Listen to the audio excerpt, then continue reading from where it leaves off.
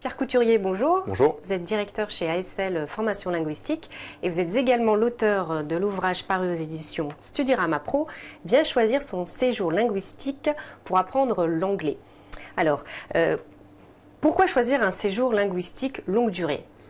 Alors de plus en plus d'étudiants en réalité décident de partir sur des séjours de 4 mois, 6 mois, 1 an, des semestres ou des années complètes vraiment de formation en anglais à l'étranger.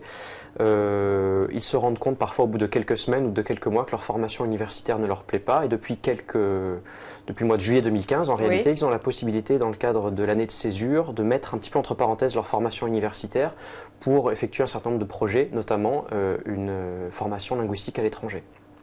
Donc concrètement, ce sont des étudiants qui vont suivre jusqu'à 24 ou 52 semaines de cours, parfois jusqu'à 30 cours par semaine, et qui vont revenir avec un niveau d'anglais complètement boosté, parfois bilingue, avec des certifications validées, par exemple un TOEIC, un TOEFL, un examen de Cambridge, et qui auront bénéficié vraiment de cours d'anglais ultra intensifs, qui seront prêts à affronter concours, examens, entretiens professionnels.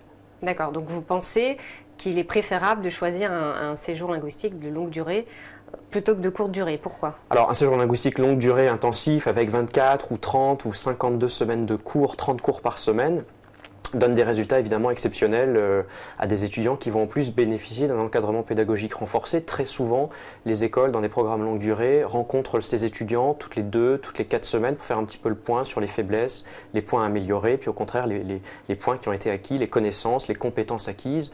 Ce sont des étudiants qui vont revenir complètement boostés au niveau de leur confiance, pour s'exprimer, notamment à l'oral en anglais, et qui auront en plus vraiment vécu une expérience culturelle absolument incroyable, qui auront côtoyé des étudiants venus du monde entier, qui auront vu des façons de travailler différentes, qui seront vraiment capables de s'adapter. Sur le marché de l'emploi, aujourd'hui, c'est quelque chose d'assez facile à valoriser. D'accord. Et c'est important sur son CV, ça peut être valorisé sur le CV. Et quels seraient les inconvénients d'un séjour linguistique longue durée ? Le séjour longue durée. Il est fait pour qui alors ? Alors, le séjour longue durée, en réalité, est fait pour ceux qui ont le temps et l'argent, car c'est un budget évidemment assez important. Quand on part 24 ou 52 semaines dans des villes comme Londres, New York, Miami, on s'expose à des dépenses quand même assez élevées, les frais de cours, les frais d'hébergement aussi qui vont venir un petit peu D'accord. alourdir le budget. Mais tout le monde n'est peut-être pas fait pour un séjour longue durée. Il faut accepter l'idée qu'on va être loin de sa famille, de ses amis, de ses parents pendant un certain nombre de semaines. Donc effectivement, il faut être capable de couper le cordon.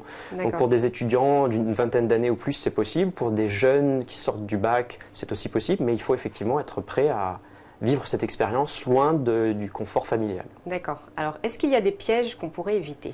Sur des séjours longue durée, un des principaux pièges, ce serait quand même de vérifier lorsqu'on est affecté dans un groupe de niveau, comment s'effectue le passage dans le groupe suivant. En général, certaines écoles, les écoles les plus sérieuses, on va dire, proposent des tests toutes les 4 ou 6 semaines et en fonction des résultats, on va dire à l'étudiant: parfait, le niveau est acquis, on peut passer au niveau supérieur. Dans d'autres écoles, il n'y a pas de test, le passage au groupe suivant est automatique, ce qui est un non-sens sur le plan pédagogique et c'est quelque chose que les étudiants vont devoir évidemment vérifier lorsqu'ils vont s'inscrire. D'accord. Pierre Couturier, merci. Merci à vous.